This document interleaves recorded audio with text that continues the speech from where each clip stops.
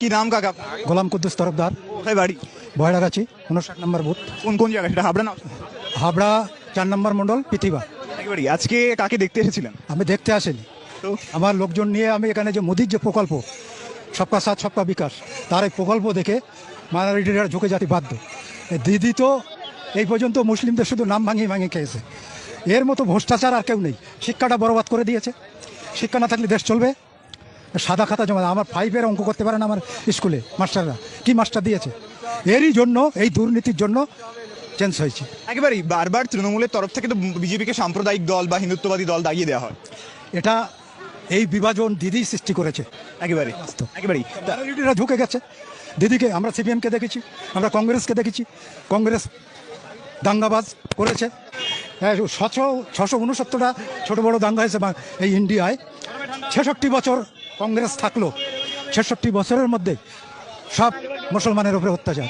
CA বা NRC নিয়ে সবচেয়ে বেশি বলা হচ্ছে যে জেলে ঢোকানো হবে, বা আসামে যদি এনআরসি হচ্ছে সেখানেও নাকি বাঙালি যারা হিন্দু রয়েছে বা তাদেরকে জেলে ঢোকানো হয়। তো এই এনআরসি বা সিএ যে ইস্যু, তাতে কি মুসলিম ভোটাররা তারা কি ভাবছে? সিএ হওয়ার খুব প্রয়োজন, সিএ হওয়ার খুবই প্রয়োজন। কারণ কমপক্ষে এখানে 35 কোটি মানুষের ওপর মানুষ বাইরের মানুষ। সে হবে না মানে? তাহলে তোমার সংসারে 5 জন আর তুমি একলা ইনকাম করো, যদি আর 2 জন বেড়ে যায় তুমি চালাতে পারবে? এই লোড তো আমাদের গাড়ি পড়েছে নাকি এই সরকারের উপরে? এই জন্য সিএ হওয়ার প্রয়োজন। সিএও তো ধর্মের ভিত্তিতে দেওয়া হচ্ছে, বলা হচ্ছে যে সেখানেও নাকি ধর্মের খাবে না, মাইনরিটিরাও খাবে না।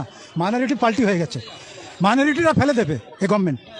তাহলে আপনি একেবারে সংখ্যালঘু ভারতীয় নাগরিক, তো আপনি সিএ বা এনআরসিতে কোনো রকম ভয় পাচ্ছেন? হয় নাই, সে আমরা তো চাচ্ছি সে হোক, সের প্রয়োজন আছে। যারা অন্যান্য সংখ্যালঘু সম্প্রদায়ের মানুষ আছে তাদের উদ্দেশ্যে কি বলবেন? এবার দেখুন, সংখ্যালঘু বলতে বোঝায় কি জানেন? এই ববি হাকিম কি সংখ্যালঘু? শওকত মোল্লা সংখ্যালঘু? ভালো করে শোনেন। আরাবুল সংখ্যালঘু? এ শাহজাহান সংখ্যালঘু? আমাদের নেহালের সংখ্যালঘু? সংখ্যালঘুরা কোনদিন পরের মাল খাবে, পরের মাবুন টানাটা করবে, পরের সম্পত্তি লুট করবে? এরা মুনাফেক, এরা হারাম বাচ্চা পয়দা যাওয়ার জন্য রেডি হয়ে গেছে। এই যে হারাম মাল খেয়েছে, মানসিক পরিষেবা লুট করেছে, এদের যা বাচ্চা পয়দা হবে সব হারামি পয়দা হবে। আর এর থেকেও খারাপ কাজ করবে, তার জেনারেশন বাঁচাবার জন্য আজকে এই জায়গায়, পরবর্তী জেনারেশন বাঁচাবার জন্য আমি এই জায়গায়। একেবারেই। তো আপনি একেবারে মুসলিম ধর্মাবলম্বী, তো কি মনে হয় মোদী সরকার আপনাদের জন্য কি করেছেন বা কি করবেন তার উপর? অনেক করেছে, অনেক কিছু করছে, অনেক কিছু করছে। আর এই যে আজকে যে বার্তা দিল, যে পার্টির যে ইশতেহার আছে, তাতে সংখ্যালঘু তো বাদ দিয়ে কিছু করেনি, করেছে করেছে যেসব প্রকল্পগুলো দিচ্ছে সেগুলো কি সংখ্যালঘু বাদ আছে? আছে কি বাদ?